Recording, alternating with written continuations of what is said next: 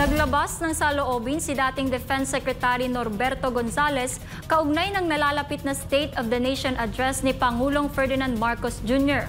Aniya, wala namang natutupad sa mga pangako nito at kahit ang mga hindi totoo, inilalagay umano sa SONA para may masabi lang. Si Almar Forzuelo magbabalita. Sa gitna ng mga isyong kinakaharap ng bansa, kabilang ang mataas sa presyo ng bilihin, isyu ng korupsyon, krimen, pagbaba ng bilang ng mga turista at ang patuloy na politika sa pagitan ng mga lider, naniniwala si dating Defense Chief Norberto Gonzales na dapat balikan ng taong bayan kung may nangyari na nga ba sa mga ipinangako ng Pangulo. Sa kanyang pananaw kasi, tila nawala na ng gana ang marami sa mga Pilipino na makakita pa ng pag-asa na maging mabuti ang pagpapatakbo ng bansa. Ayon pa kay Gonzales, tila hindi na totoo ang mga sinasabi ng Pangulo sa tuwing SONA. May mga ilalabas siya na kahit hindi totoo, ipakikita na totoo kasi meron SONA. Ay pagkatapos ng SONA, ano nangyari? Natandaan ba natin kung ano nangyari noong nakaraang SONA? Ano yung mga pinagsasabi noong nakaraang SONA? May natupad ba? Dapat yun lang itatanong natin eh. Teka muna, bago ako magsabi ng panibagong SONA, i-review natin yung SONA last year. Ano ba natupad doon? Ano ba nagkatotoo doon? At ano ba ang totoo doon?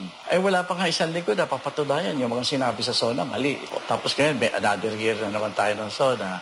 Isang inahalimbawa rito ni Gonzales, ang pinagmamayabang ng umano'y flood control project na pinondohan ng milyon-milyon pero lalo lang lumala ang baha sa Metro Manila.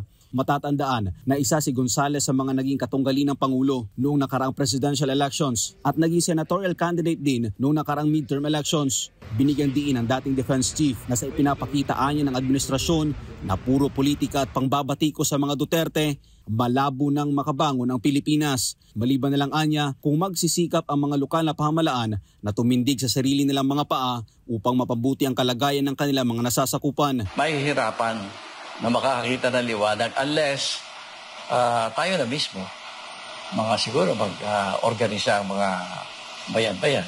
Asikasuhin natin yung ating pagkain, asikasuhin natin ang paglalagay ng hanap buhay, para ganung bagay.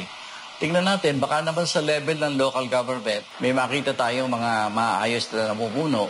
Yan, may pag-asa dyan. No? Kasi sa nasyonal, mahirap. Nakikita mo naman na halos lahat ng oras nauubos sa away. Nang tanungin kung interesado pa ba ito sa SONA, ito ang kanya naging tugon. Kaya kung tatanungin mo ako, hindi naman ako interesado sa SONA.